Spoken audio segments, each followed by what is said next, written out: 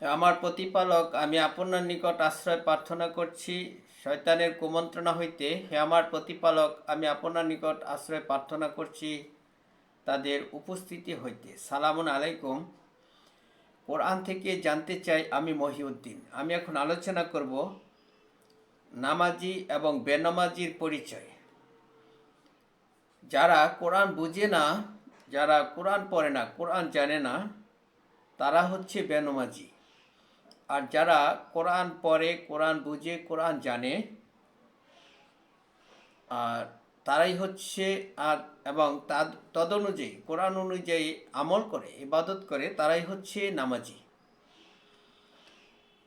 এই নামাজ আমি কেন বললাম, অনেকে এই নামাজ নিয়েও কথা বলেন যে সালাদকে নামাজ বলা যাবে না। দেখুন, এক দেশের গালি আরেক দেশের বুলি। আমাদের দেশের মানুষ সালাদকে নামাজ ব্যাপারেই জানে, নামাজ হিসাবেই বুঝে যে সালাতেই নামাজ। এটা ফার্সি ভাষা। আপনি যদি সালাদকে ফার্সি ভাষায় বলতে চান তাহলে আপনাকে নামাজি বলতে হবে। আর এটা যেহেতু বাংলায় ব্যবহার করা হয় কম, সেহেতু ফার্সিটাকেই আমরা বাংলা হিসাবে ধরে নিয়েছি। এই ভাষার মধ্যে বিভিন্ন ভাষা থাকতে পারে। একটা ভাষা কিন্তু শুধুমাত্র তার নিজস্ব ভাষায় সংগঠিত হয় না, বিভিন্ন ভাষা থেকে সংমিশ্রিতই একটা ভাষা। যাই হোক, ভাষা বলতে আপনারা এটাও বুঝেন যে দেখুন, একটা দেশের মধ্যে বিভিন্ন এলাকায় বিভিন্ন ধরনের কথাবার্তা বলে। যাই হোক, আমি ওদিকে যাচ্ছি না। এখন কথাটা হচ্ছে যে নামাজি বেনামাজি, কোরআন পড়ে, কোরআন জানে, কোরআন বুঝে, এরাই হচ্ছে নামাজি। এই কারণেই বলেছি যে দেখুন কোরআন কি বলেছে। সূরা মুজাম্মিলের 4 নম্বর আয়াতটি আপনারা পড়ে দেখবেন। সেখানে আল্লাহ রাব্বুল আলামিন বলেছেন যে কোরআন পড়ার জন্য সালাতে দণ্ডায়মান হয়ে, অর্থাৎ সালাত পড়লে, অর্থাৎ নামাজ পড়লে আপনাকে কোরআনই পড়তে হবে। কোরআন পড়ার জন্য বলা হয়েছে। কোরআন পড়া ছাড়াও আরও কিছু উপদেশ আছে, যেমন সাহায্য প্রার্থনা করার কথাও বলা হয়েছে। সূরা বাকারার 45-46 নম্বর আয়াতে পড়ে দেখবেন। সেখানে আল্লাহ রাব্বুল আলামিন বলেছেন যে তোমরা সালাতের মাধ্যমে সাহায্য প্রার্থনা করো। অবশ্যই সালাতের মাধ্যমে সাহায্য প্রার্থনা করা অত্যন্ত কঠিন কাজ, তবে তাদের জন্য নয় যারা পরকালে নিশ্চিত বিশ্বাসী, তাদের জন্য এটা কঠিন কাজ নয়। তো দেখুন, সালাতের মাধ্যমে সাহায্য প্রার্থনা করা। এরপরে দেখুন সূরা মুজাম্মিলের 20 নম্বর আয়াতে একই কথা বলা হয়েছে যে আপনার রব অবগত আছেন যখন আপনি এবং আপনার সাথে কতিপয় লোক সালাতে দাঁড়ায়, রাতের 2/3, রাতের অর্ধেকাংশ, রাতের 1/3।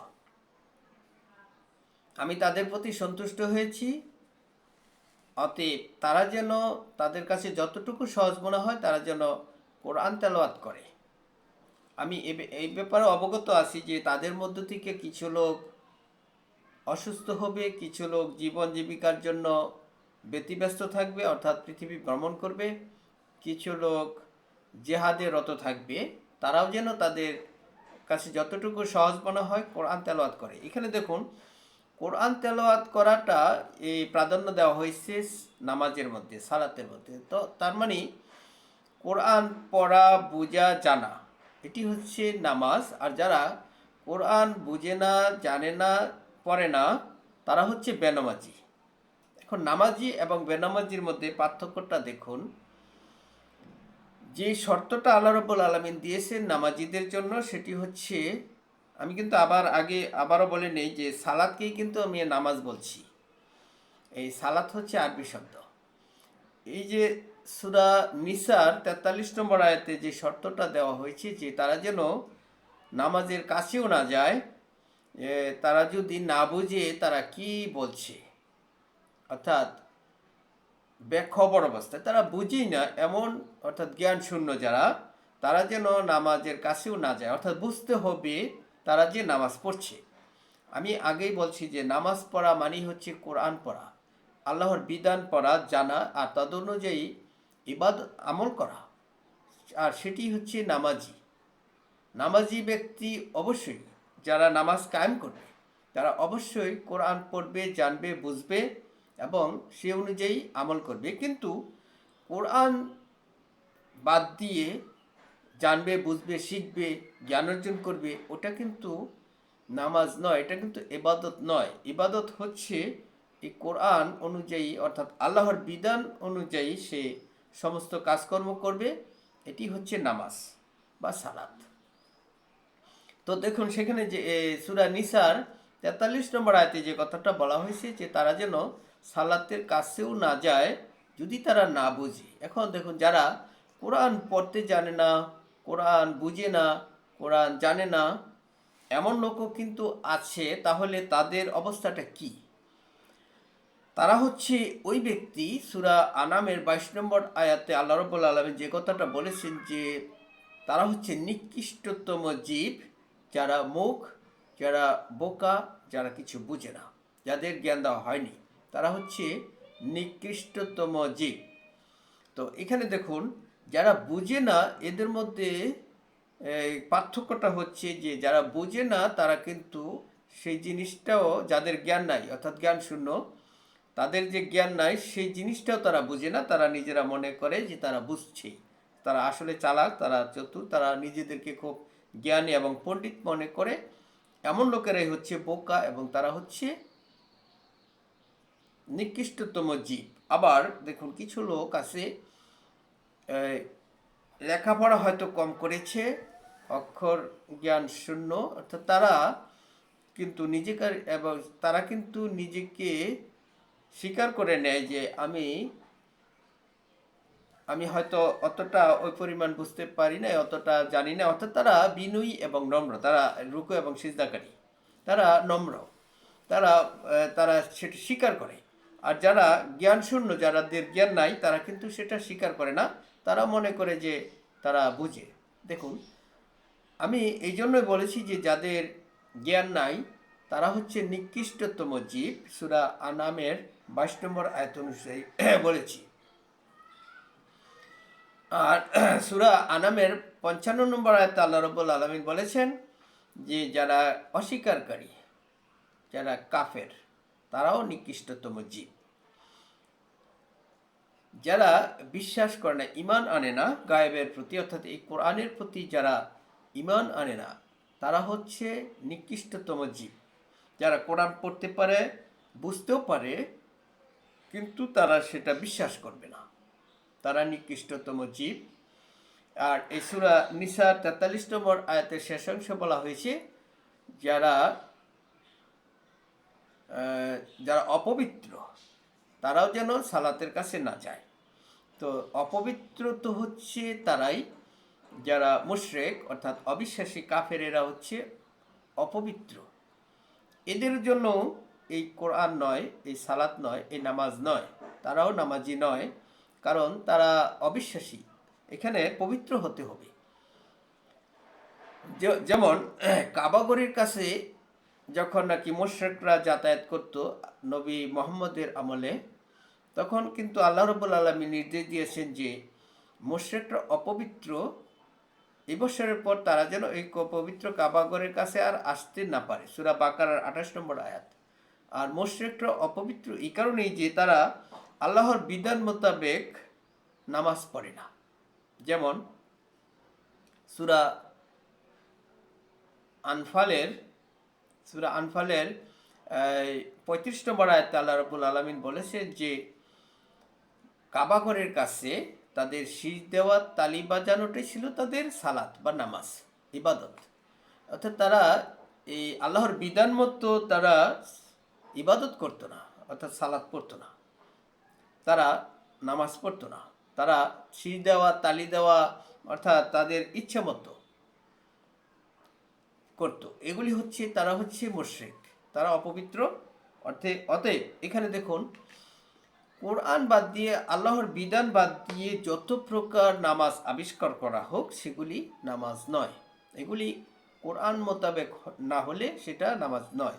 যেহেতু নামাজ মানেই হচ্ছে কোরআন পড়া, তেলাওয়াত করা, কোরআন দিয়ে মানুষদেরকে বিধান দেওয়া। যেমন শোয়েব নবী তার জাতিকে এই কোরআন দিয়ে বিধান দিয়েছিল। সূরা হুদের 84 থেকে 87 নম্বর আয়াত পড়ে দেখবেন, সেখানে শোয়েব নবী তার জাতিকে বলেছিল, হে আমার সম্প্রদায়, তোমরা এক আল্লাহর ইবাদত করো, তিনি ছাড়া আর কোনো মাবুদ নাই। তোমরা মাপে ওজনে কম দিও না, আমি তোমাদেরকে সম্পদশালী হিসেবে দেখতে পাচ্ছি, আর আমি তোমাদের জন্য এক মহা সর্বগ্রাসী আযাবের দিনের আশঙ্কা করছি, আমি তোমাদের জন্য পাহারাদার নই। এর উত্তরে তার জাতিরা বলেছিল, হে সোহেব, আপনার সালাত কি আপনাকে এই শিক্ষা দেয় যে আমরা আমাদের বাপদাদা পূর্বপুরুষরা যাদের ইবাদত করত সেগুলি ছেড়ে দেই আর আমাদের সম্পদের ব্যবহার আমাদের ইচ্ছে মতো না করি? এই যে দেখুন, সোহেব নবীর সালাতটা ছিল আল্লাহর বিধান দিয়ে, আল্লাহর প্রদত্ত বিধান দিয়ে মানুষকে বিধান দেওয়া। তাহলে এখানেও দেখুন, কোরআনেই হচ্ছে মূল বিষয় সালাতের, নামাজের। এই কোরআন দিয়ে যারা বিধান দিবে তারাই সালাত কায়েম করলো, সালাত পড়লো অর্থাৎ নামাজ পড়লো।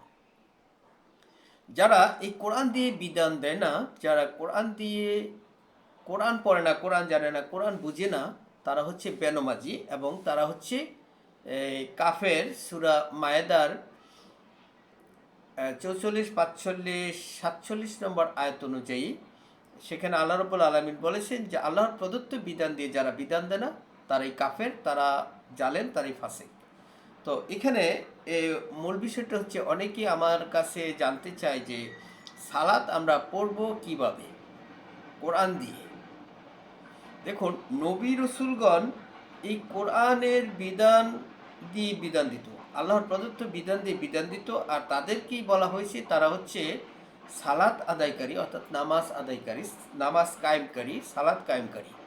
তো এরা যখন এই কোরআন দিয়ে বিধান দিয়েছে, তো আমি আর আপনি এই কোরআন ছাড়া যদি বিধান দিই আর এই কোরআন ছাড়া যদি জ্ঞান অর্জন করি, সেগুলি তো সালাত নয়, নামাজ নয়।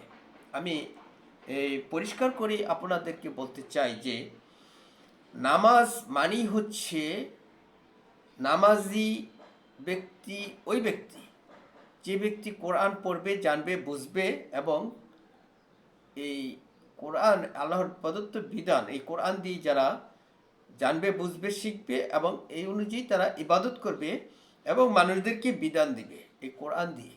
এটি নবী রাসূলদের সালাত এবং নবী রাসূলদের নামাজ। তো নবী রাসূলরা আল্লাহর প্রদত্ত বিধান ছাড়া কোনো বিধান দিতেন না।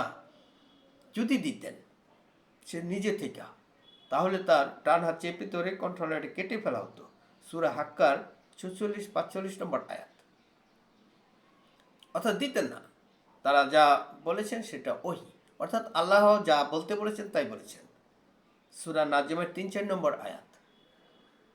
রসূল এই কথা পরিষ্কার করে বলে দিয়েছেন যে আমি তো তোমাদেরকে শুধু ওহীর দ্বারাই সতর্ক করছি। সূরা আম্বিয়ার 45 নম্বর আয়াত। তো এভাবে সমস্ত কিছু পরিষ্কার করে বলে দেওয়া হয়েছে যে আল্লাহর প্রদত্ত বিধান দিয়েই নামাজ পড়তে হবে। নামাজ এটাই। দেখুন, নামাজ একটা প্রতিষ্ঠান, এই প্রতিষ্ঠান থেকে শিক্ষা গ্রহণ করবে কোরআন। এই কোরআন অর্থাৎ আল্লাহর বিধান, আল্লাহর এই বিধান, এই কোরআন দিয়েই মানুষ জীবন যাপন করবে, অর্থাৎ মানুষের নেক আমলের কথাগুলি বলবে আর এবং বদ আমলের কথাগুলিও বলবে, মানুষদেরকে সতর্ক করবে জাহান্নাম থেকে আর সুসংবাদ দিবে জান্নাতের। এটি ছিল প্রত্যেক নবী রাসূলদের কাজ এবং তাদেরকে প্রেরণ করা হয়েছে এই জন্যেই। দেখুন, নামাজ মানুষ বুঝে না, সালাত মানুষ বুঝে না, এটা এই কারণেই যে নামাজ এবং সালাত আবিষ্কার করা হয়েছে আল্লাহর প্রদত্ত বিধান বাদ দিয়ে, আর সেগুলি নামাজ নয়। এবং আমি আবারও বলছি এই কথাটা যে যারা কোরআন পড়ে না, জানে না, বুঝে না এবং তদ অনুযায়ী যারা আমল করে না তারা হচ্ছে বেনমাজি। আর যারা কোরআন পড়ে, জানে, বুঝে এবং সে অনুযায়ী ইবাদত করে, আমল করে এবং মানুষদেরকে উপদেশ দেয়, বিধান দেয়, তারাই হচ্ছে নামাজি এবং নামাজ কায়েমকারী। আমি আমার আলোচনা আর দীর্ঘায়িত না করে এখানে শেষ করছি। আপনাদের উপর শান্তি বর্ষিত হোক।